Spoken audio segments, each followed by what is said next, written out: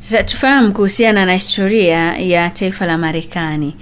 Historia ya Marekani inahusisha eneo la majimbo yote 50 yanayounda hii leo nchi ya Marekani.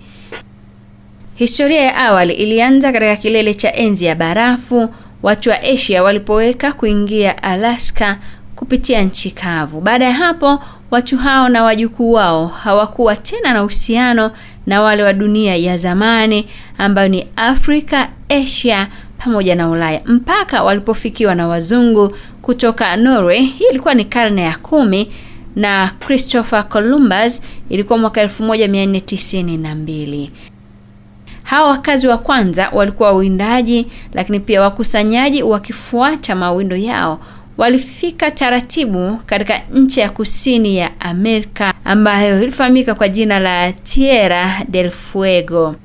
Sasa polepole utamaduni wa baadhi ya makabila, ingawa kwa kuchelewa kuliko dunia ya zamani, ulifika hadhi ya ustaarabu kama vile ule wa Mississippi.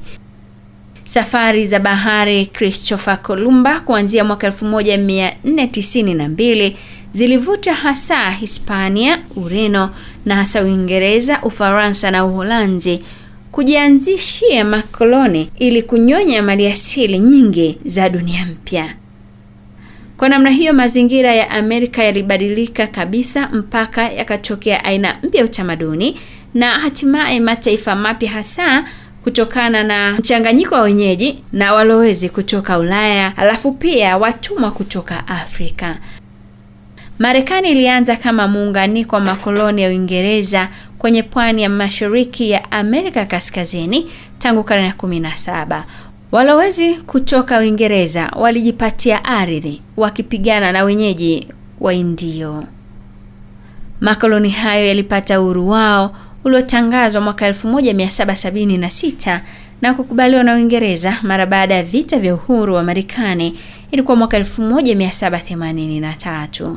Baadaye Marekani ilipanua taratibu eneo lake mpaka bahari ya Pasifiki, ikazidi kutwa ardhi ya Waindio, ikapokea wahamiaji wengine kutoka nchi zote za Ulaya pamoja na watumwa walioletwa kutoka Afrika. Tangu karne ya 19, wahamiaji walifika pia kutoka Asia, hasa China pamoja na Japani. Katika vita dhidi ya Hispania na Mexico, Marekani ilipanua eneo lake kwenda kusini.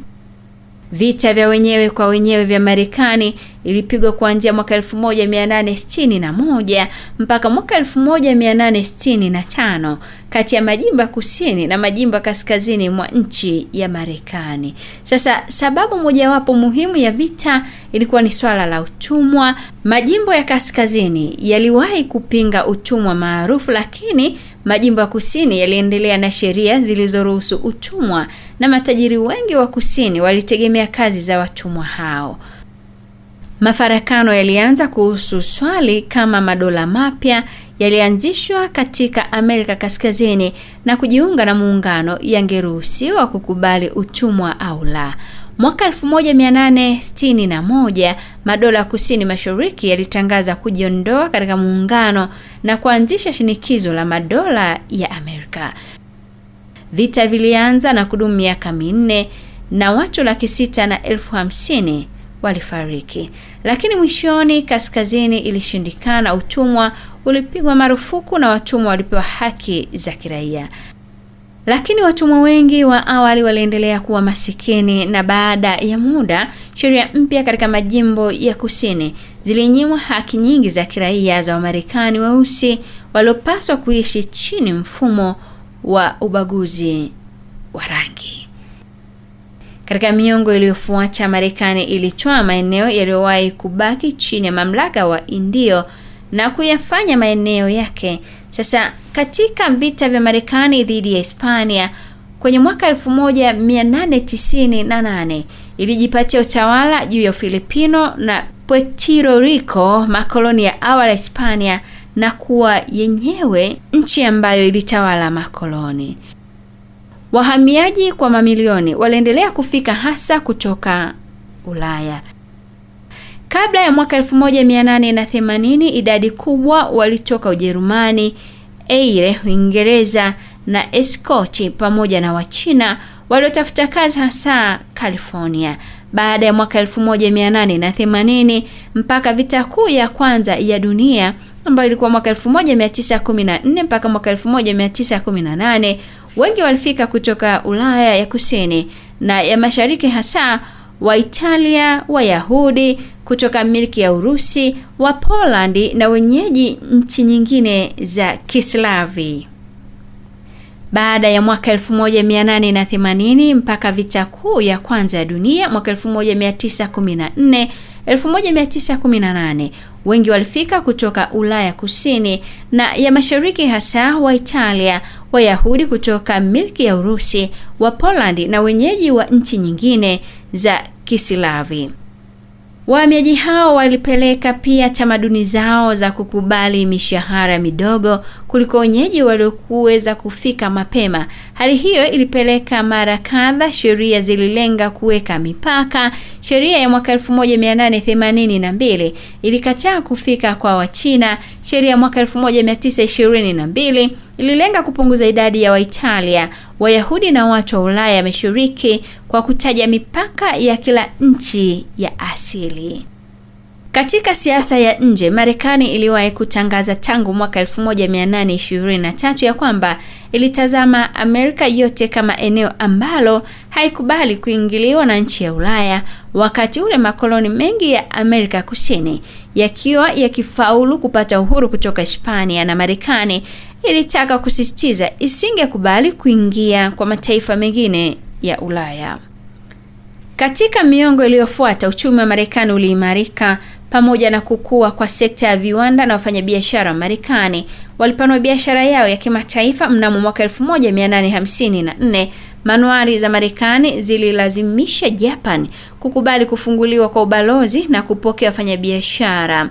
Sasa meli za wafanyabiashara wa Marekani zilifika kote duniani tangu mwaka 1830. Sasa meli za wafanyabiashara wa Marekani zilifika kote duniani tangu mwaka 1830 mpaka Zanzibar, ambapo ubalozi mdogo ulifunguliwa mwaka 1837 wakati wa vita ya Hispania, Marekani ikihakikisha pia nafasi yake katika biashara ya China dhidi ya mipango ya mataifa ya Ulaya ya kuiga nchi hiyo. Mwaka 1917, Marekani iliingia katika vita kuu ya kwanza upande wa Uingereza na Ufaransa.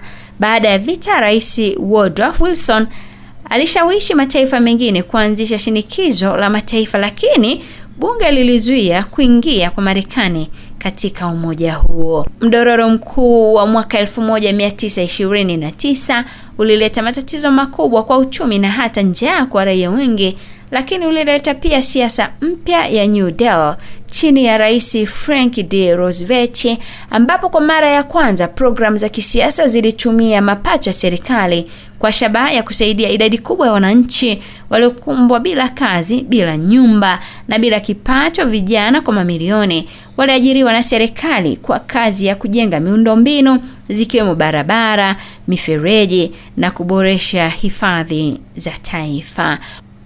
Mwaka 1941, Marekani iliingia katika vita kuu ya pili ya dunia mara baada ya kushambuliwa na Japani na kupokea tangazo la vita kutoka Ujerumani. Uwezo wa kiuchumi wa Marekani ulileta ushindi wa mataifa ya ushirikiano. Uwezo wake wa kisayansi ulipanua wanasayansi kama Albert Einstein waliopaswa kukimbia udikteta wa Adolf Hitler katika Ujerumani na kuwezesha kutengeneza mabomu ya kwanza ya nyuklia yaliyotumika mnamo Agosti mwaka 1945 kuiteketeza Hiroshima na Nagasaki. Katika miongo ya vita baridi iliyofuata, Marekani ilikuwa taifa la kuongoza nchi zenye demokrasia na pia zile ambazo zilisimama upande wa ubepari tu bila demokrasia dhidi ya nchi za kikomunisti zilizoongozwa na Umoja wa Kisovieti. Mwanzo wa miaka 1960 ilishindana na Umoja wa Kisovieti katika mbio ya kuingia katika anga nje ikifaulu kupeleka watu wa kwanza mpaka mwezi mnamo Agosti mwaka 1969. Sasa kutokana na ushindani na nchi za ukomunisti, Marekani iliingia katika vita ya Vietnam na kushindwa. Ilikuwa mwaka 1975.